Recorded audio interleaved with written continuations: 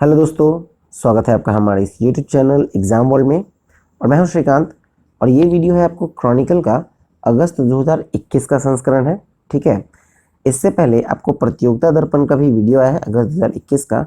अगर आपने नहीं देखा है तो उसे ज़रूर देखिएगा, क्योंकि जो टॉपिक प्रतियोगिता दर्पण में दे दिया गया है उन टॉपिक को हटाकर जो रेस्ट एक्स्ट्रा टॉपिक है सिर्फ उन्हीं को इस वीडियो में शामिल किया गया है। ठीक है, तो वीडियो को पूरा देखिएगा। बहुत ही इंपॉर्टेंट टॉपिक्स इसमें कवर किए गए हैं जो एग्जाम पॉइंट ऑफ व्यू से बहुत इंपॉर्टेंट है। तो चलिए शुरू करते हैं। पहले राष्ट्रीय घटनाक्रम में पहला है आपको परफॉर्मेंस ग्रेडिंग इंडेक्स 2019-20। तो देखिए, ये परफॉर्मेंस ग्रेडिंग इंडेक्स जो है, जिसको हम लोग पीजीआई भी कहते हैं, ठीक है, परफॉर्मेंस ग्रेडिंग इंडेक्स, वो 6 जून 2021 को केंद्रीय शिक्षा मंत्रालय के द्वारा और राज्य और केंद्र शासित प्रदेशों के लिए ये तीसरा इंडेक्स है। ठीक है, अगर देखा जाए राज्य केंद्र शासित प्रदेश का, अगर इसमें प्रदर्शन देखा जाए तो इसमें क्या है कि वो राज्य या केंद्र शासित प्रदेश जो 90 से अधिक स्कोर किए हों, जिसको A++ या स्तर 2 का प्राप्त किया हो, और वो है आपको सर्वश्रेष्ठ प्रदर्शन करने वाला राज्य, तो वो है आपको पंजाब, चंडीगढ़, तमिलनाडु, अंडमान निकोबार और केरल। ये राज्य जो हैं वो सर्वश्रेष्ठ प्रदर्शन करने वाले राज्य हैं परफॉर्मेंस ग्रेडिंग इंडेक्स में। इसमें आगे है कि कोई भी राज्य या केंद्र शासित प्रदेश जो है वो उच्चतम ग्रेड प्राप्त नहीं कर सका, जो कि स्तर 1 का है। ठीक है, आपको A++ जो दे रहा है वो स्तर द्वितीय का है, लेकिन जो स्तर 1 का है वो कोई भी प्राप्त नहीं कर सका। ठीक है, अब देखा जाए इसका उद्देश्य, अगर देखा जाए परफॉर्मेंस ग्रेडिंग इंडेक्स का उद्देश्य देखा जाए तो यह कि शिक्षा मंत्रालय के स्कूल शिक्षा और साक्षरता विभाग ने स्कूल शिक्षा के क्षेत्र में परिवर्तनकारी बदलाव को उत्प्रेरित करने के लिए इस सूचकांक को डिज़ाइन किया है। और देखिए, ये जो पहली बार ये जो सूचकांक है वो जारी हुआ था आपको 2019 में। ठीक है, और 2019 में जो आया था इसमें आपको 2017 से लेकर 2018 का डाटा था। ठीक है, जो कि 2019 में पब्लिश हुआ था पहली बार। और इस ग्रेडिंग इंडेक्स का अगर देखा जाए तो राज्यों को क्या हुआ कि 70 मापदंड दिए गए थे। ठीक है, उस 70 मापदंड का जो स्कोर था, कुल अंक, वो था 1000। ठीक है, 1000 इसका हाईएस्ट स्कोर था। और इसको अलग अलग कहते हैं तो अलग अलग श्रेणी में विभक्त किया गया था, मतलब बांटा गया था, जिसमें आपको शासन, प्रबंधन, अवसंरचना, इक्विटी और प्रवीणता परिणाम, जिसे कहते हैं लर्निंग आउटकम्स, इन श्रेणियों में बांटा गया था और उसी पे ये ग्रेडिंग बनाया गया। ठीक है, चलिए नेक्स्ट टॉपिक देखें अब हम लोग। नेक्स्ट टॉपिक है युवा। तो पहले देखते हैं युवा का फुल फॉर्म। तो युवा का फुल फॉर्म होता है young upcoming and versatile authors. ठीक है, अब देखिए 29 मई 2021 को युवा लेखकों को प्रशिक्षित करने के लिए शिक्षा मंत्रालय के तहत उच्च शिक्षा विभाग ने प्रधानमंत्री की योजना है युवा, उसकी शुरुआत की थी। ठीक है, देखिए इसमें आपको 30 वर्ष से कम आयु के जो युवा हैं और नवोदित लेखक हैं उसको प्रशिक्षित करने के लिए लेखक परामर्श कार्यक्रम शुरू किया गया है। लेखक परामर्श को आपको कह सकते हैं ऑथर मेंटरशिप प्रोग्राम। ठीक है, अब इसमें देखा जाए तो ये जो युवा है वो आपको भारत@75, अगर आपने पहले की वीडियोस में देखा होगा तो मैंने बताया था भारत@75 क्या होता है, उसके ही उसी का ही एक हिस्सा है।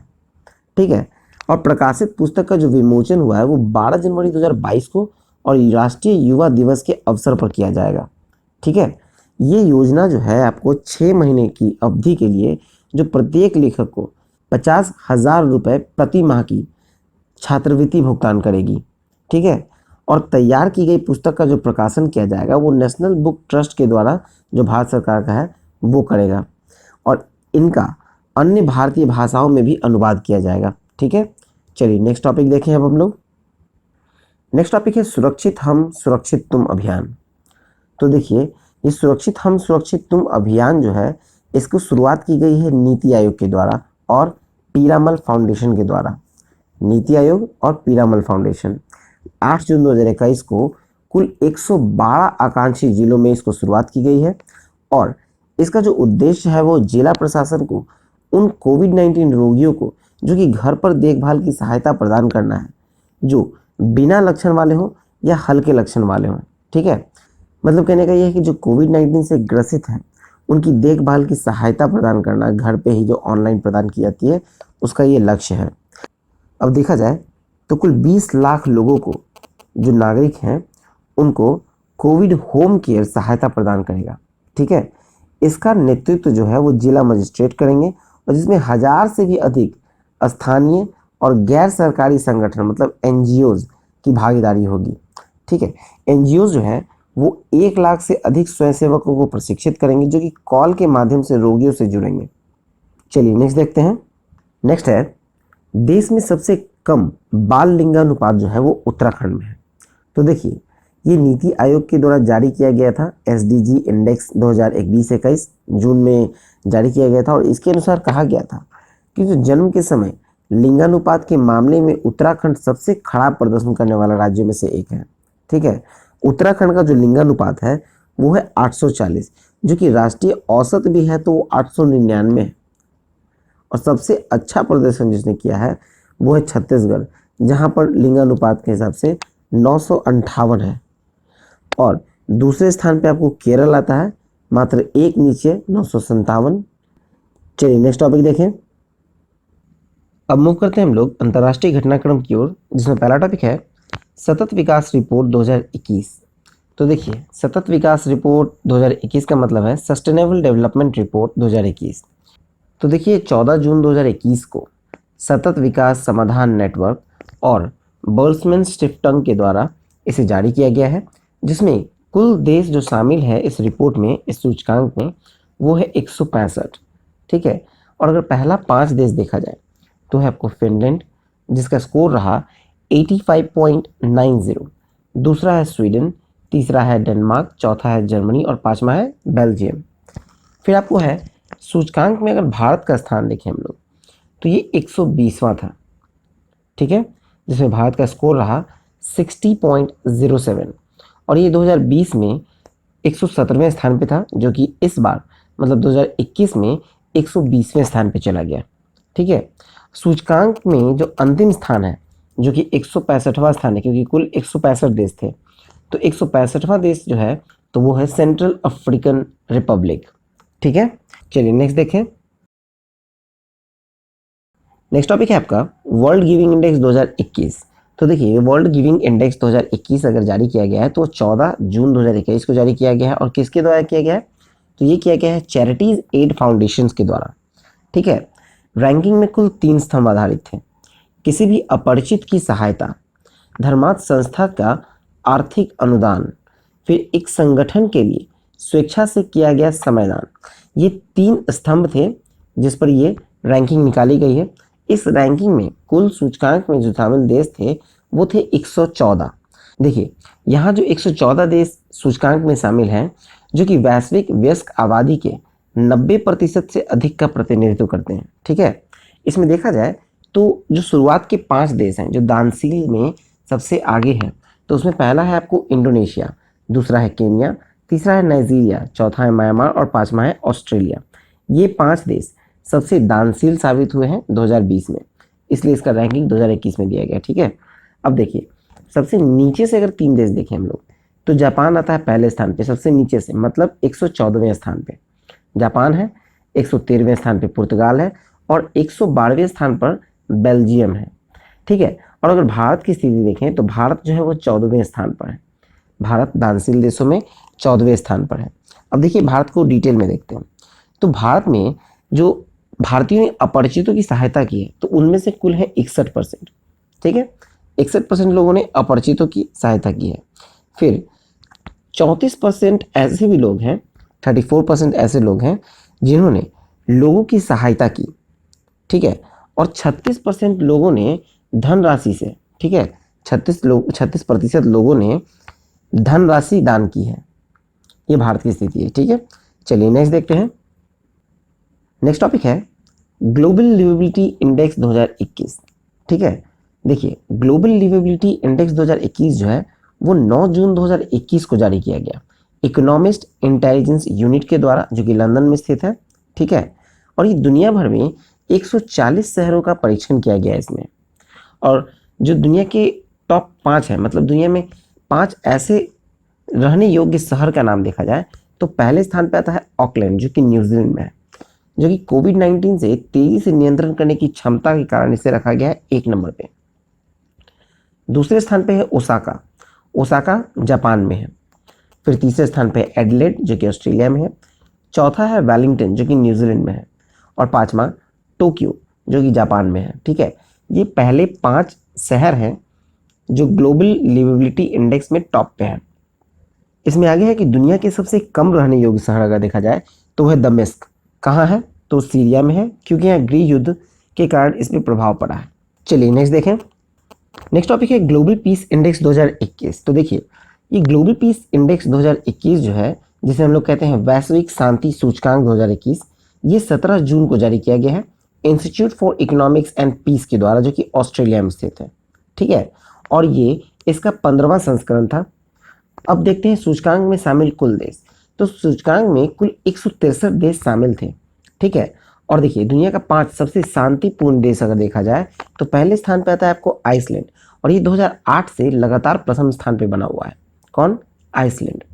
फिर दूसरा है आपको न्यूजीलैंड, तीसरा है डेनमार्क, चौथा है पुर्तगाल और पांचवा है स्लोवेनिया। ठीक है, ये 5 जो है दुनिया के सबसे शांतिपूर्ण देश हैं।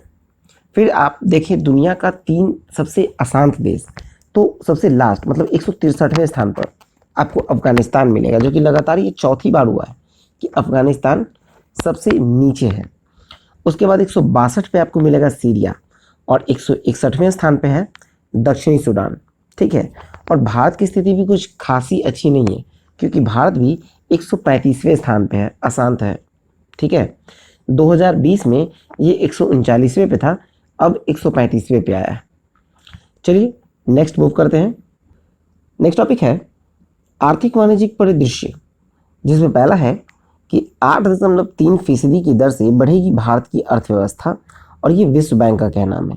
ठीक है, देखिए 8 जून 2021 को जारी जो विश्व बैंक के द्वारा जून 2021 का वैश्विक आर्थिक संभावना रिपोर्ट है, उसमें कहा गया है, जो नवीनतम आंकड़े हैं उसके अनुसार, कि वर्ष 2021-22 में जो भारतीय अर्थव्यवस्था होगी वो 8.3%, ठीक है, 8.3% की दर से बढ़ने की उम्मीद है। और इसमें है कि विश्व बैंक ने 2022-23 में भारत की आर्थिक वृद्धि का जो दर है उसका अनुमान लगाया था 7.5%। फिर आपको विश्व बैंक ने 2023 में जो भारतीय अर्थव्यवस्था की दर बढ़ने की उम्मीद जताई है वो है 6.5%। ठीक है, अब देखिए 2021-22 में जो अनुमान है वो 8.3% बढ़ने का उम्मीद, 22-23 में होगा ये 7.5%, और अब 23 में जाएंगे तो वो 6.5% होगा। ये विश्व बैंक का रिपोर्ट है। चलिए नेक्स्ट देखते हैं। नेक्स्ट टॉपिक है वर्ल्ड कॉम्पिटिटिवनेस इंडेक्स 2021, जिसे हम लोग कहते हैं विश्व प्रतिस्पर्धात्मकता सूचकांक 2021। ये 17 जून 2021 को इंस्टीट्यूट फॉर मैनेजमेंट डेवलपमेंट के द्वारा जारी किया गया। ठीक है, सूचकांक में जो देश हैं वो 4 आधार पर आकलन किया जाता है: आर्थिक प्रदर्शन, सरकारी दक्षता, व्यावसायिक दक्षता और बुनियादी ढांचा। अब देखिए सूचकांक में जो कुल देश शामिल हैं वो है 64, कुल 64 देश शामिल हैं। और सूचकांक में जो प्रथम 5 देश हैं वो है स्विट्जरलैंड, स्वीडन, डेनमार्क, नीदरलैंड और सिंगापुर।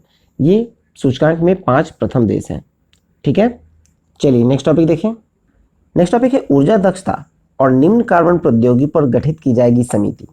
तो देखिए 17 जून 2021 को देश के विभिन्न ऊर्जा दक्षता कार्यक्रमों की प्रगति और जलवायु परिवर्तन कार्रवाइयों की तैयारी की समीक्षा बैठक के लिए एक समिति की गठन की जाएगी। इसमें आगे है कि जो परिवहन, एमएसएमई, विद्युत संयंत्र जैसे जो सर्वोच्च उत्सर्जन तीव्रता वाले जो क्षेत्र हैं और इलेक्ट्रिक मोबिलिटी को और अधिक आक्रामक तरीके से बढ़ाया जाने की जरूरत है, और इस पर फोकस करने का निर्देश दिया गया। अब देखिए यहाँ पर 2021 से 30 की अवधि के दौरान क्षेत्रवार कार्य के लिए कुछ योजनाएं तैयार की गई हैं। 2 योजनाएं हैं इस कार्यक्रम के थ्रू। इसमें पहला है आपको रोशनी और दूसरा है उन्नति। रोशनी का फुल फॉर्म है कि road map of sustainable and holistic approach to national energy efficiency, और उन्नति का फुल फॉर्म है unlocking national energy efficiency potential. अब देखते हैं हम लोग रोशनी के बारे में और उन्नति के बारे में। तो देखिए पहला है रोशनी, जो कि 2030 तक देश में 550 मिलियन टन से अधिक कार्बन डाइऑक्साइड उत्सर्जन कम करने का उद्देश्य है, ठीक है। और दूसरा है आपको उन्नति, जिसमें कि एक ये कार्यशील दस्तावेज है जिसमें कि ऊर्जा तीव्रता कम करने के लिए अल्प अवधि और दीर्घ अवधि कार्य योजनाएं हैं। चलिए नेक्स्ट देखते हैं। नेक्स्ट टॉपिक है ओएनजीसी ने लॉन्च किया ऊर्जा श्रेणी। तो देखिए 23 जून 2021 को ओएनजीसी कंपनी ने महिलाओं के लिए अनुकूलित एक डिजिटल नेतृत्व विकास मॉड्यूल लॉन्च किया है, ठीक है। महिलाओं को 6 महीने की गतिविधि आधारित अनुभव के माध्यम से वरिष्ठ नेतृत्व वाले पदों के लिए इसमें तैयारी किया जाएगा। चलिए नेक्स्ट देखें। नेक्स्ट टॉपिक है कि भारत की एनटीपीसी सिर्फ 50 सर्वश्रेष्ठ कार्यस्थल में शामिल।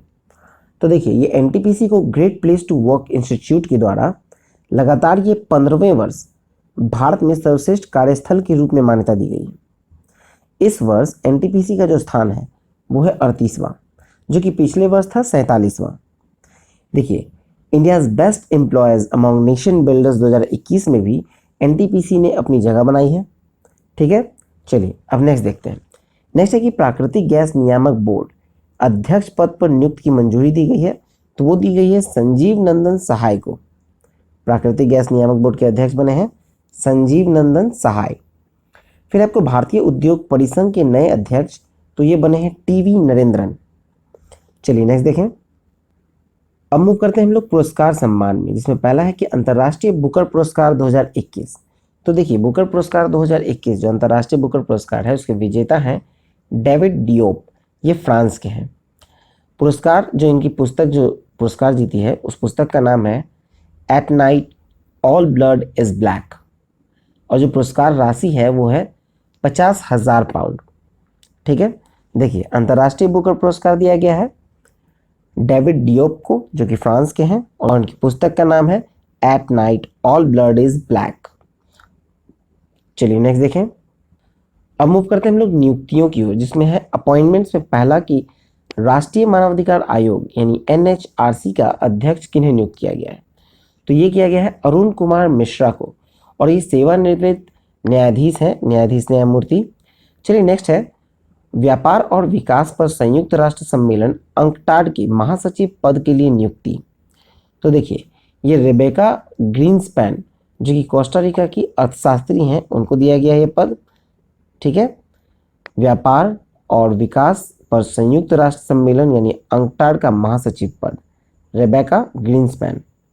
नेक्स्ट है 76वें संयुक्त राष्ट्र महासभा सत्र 2021-22 का अध्यक्ष चुने गए हैं अब्दुल्ला शाहिदी जो कि मालदीव के विदेश मंत्री हैं, ठीक है। नेक्स्ट है कि विश्व बैंक समूह में बतौर शिक्षा सलाहकार नियुक्त किए गए हैं रंजीत सिंह दिसाले जो कि महाराष्ट्र के सोलापुर जिले के एक प्राथमिक शिक्षक हैं। चलिए नेक्स्ट देखें। अब मूव करते हैं हम लोग पुस्तक एवं लेखक में, जिसमें पहला है star gazing the players in my life. Star gazing the player in my life, इसके लेखक हैं रवि शास्त्री। फिर नेक्स्ट है आपको नेहरू तिब्बत एंड चाइना, इसके लेखक हैं अवतार सिंह भसीन। फिर नेक्स्ट है आपको space and beyond professional voice of के कस्तूरीरंगन, इसके लेखक हैं BN सुरेश।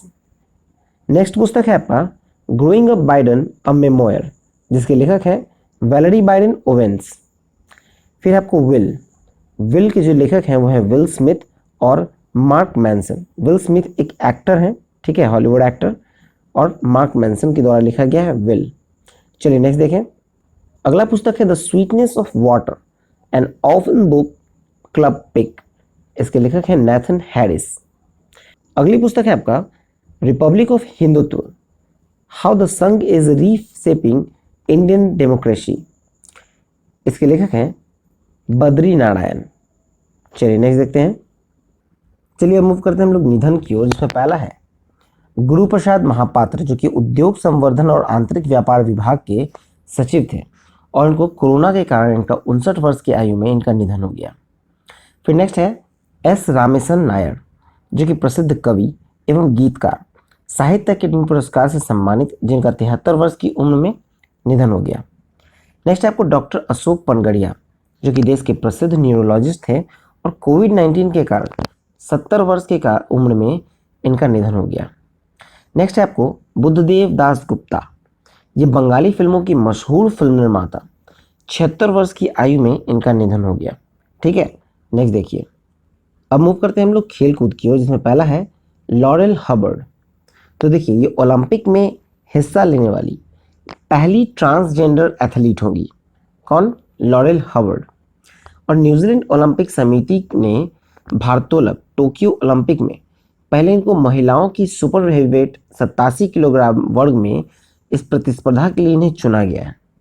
ठीक है, देखिए, ये जो 43 वर्षीय हैं लॉरेल हबर्ड, वो 2013 में लिंग परिवर्तन से पहले पुरुषों की भारोत्तोलन प्रतियोगिता में भाग लिया था। अब देखा जाए, नेक्स्ट है नीरज चोपड़ा। नीरज चोपड़ा के बारे में अगर देखा जाए तो ये 10 जून 2021 को पुर्तगाल के लिस्बन में भाला फेंक प्रतियोगिता में भारत के नीरज चोपड़ा का स्वर्ण पदक, छठी और अंतिम कोशिश में इन्होंने 83.18 मीटर थ्रो के साथ पदक अपने नाम किया था। चलिए नेक्स्ट देखते हैं। अगला है साजन प्रकाश, जो कि 26 जून 2021 को साजन प्रकाश आगामी टोक्यो ओलंपिक के ए स्टैंडर्ड के लिए क्वालिफाई करने वाले पहले भारतीय तैराक बन गए हैं। साजन प्रकाश जो है वो केरल से हैं। फिर नेक्स्ट आपको बीजे वॉटलिंग। बीजे वॉटलिंग जो है वो न्यूजीलैंड के विकेट कीपर बल्लेबाज हैं, जो कि साउथहैम्पटन में विश्व टेस्ट चैंपियनशिप के फाइनल मैच जीतने के बाद अंतर्राष्ट्रीय क्रिकेट से संन्यास की घोषणा कर दी। चलिए आगे देखें। अगला है आईसीसी हॉल ऑफ फेम। तो आईसीसी हॉल ऑफ फेम में देखा जाए तो 10 जून 2021 को आईसीसी हॉल ऑफ फेम की सूची जारी की गई है। प्रारंभिक युग के क्रिकेट में अगर देखा जाए, जो कि 1918 से पहले के बारे में अगर देखते हैं, तो उसमें आपको दक्षिण अफ्रीका के हैं ऑब्रे फॉकनर और ऑस्ट्रेलिया के मॉन्टी नोबल, इन दोनों को रखा गया है हॉल ऑफ फेम में। कब के लिए? तो 1918 से पहले के लिए। फिर नेक्स्ट आपको विश्व युद्ध के बीच का युग, मतलब कि 1918 से 1945 के बीच का युग। इसमें आपको दिया गया है वेस्ट इंडीज के सर लैरी कॉन्स्टेंटाइन को और ऑस्ट्रेलिया के स्टेन मैककैब को। नेक्स्ट आपको युद्ध के बाद का क्रिकेट, मतलब 1946 से 70 के दशक का जो देखा जाए, अगर 1946 से 70 के बीच, तो उसमें टेड डेक्स्टर को दिया गया है, जो कि इंग्लैंड के हैं। इन्हें आईसीसी हॉल ऑफ फेम में रखा गया है इन लोगों को। फिर आपको वीनू मार्कर्ड, ये भारत के हैं।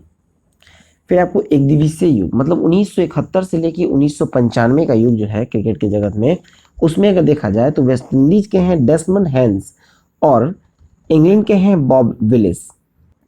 फिर नेक्स्ट है हम लोग आधुनिक क्रिकेट में आते हैं। तो इसमें आपको 1996 से लेकर 2016 तक के बीच का, मतलब 1996 से 2016 में आपको जिम्बाब्वे के एंडी फ्लावर को रखा गया है और श्रीलंका के कुमार संगकारा को रखा गया है। ठीक है, आईसीसी हॉल ऑफ फेम में अगर देखा जाए, आईसीसी हॉल ऑफ फेम आधुनिक क्रिकेट के युग में, तो जो दोनों प्लेयर हैं जो कि जिम्बाब्वे के और श्रीलंका के हैं, ये दोनों विकेट कीपर बल्लेबाज थे। चलिए नेक्स्ट देखें।